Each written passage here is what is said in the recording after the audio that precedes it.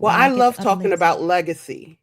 Oh, And I love talking about that you have an intellectual property, especially as professional Black women. Your wisdom is so needed in this world, and so that's what I specialize in. Really making sure you're getting paid for your own intellectual property, and I think that's so important, especially in this time in AI. and that's what I really resonated with you about. Anyone that knows me would tell you that ownership, ownership, ownership, IP, intellectual property. We're walking IP. Like we are it. And things that come from us produce more of it. We were never really taught that, never really focused on that.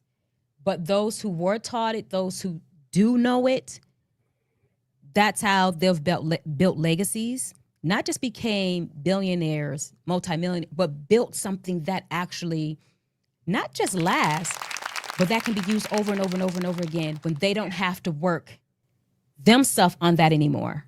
And so that's why that is huge for me.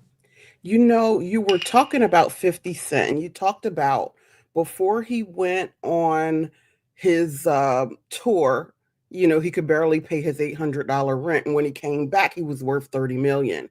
You know, when we really begin to break that down and understand it, it wasn't 30 million in the bank. It was that his earning potential, right? They started, you know, when you go and see all of these big companies get these valuations, right?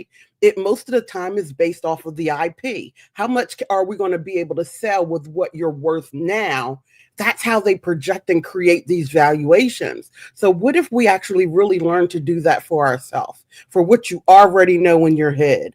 Which you That, already know. that's just what I'm about.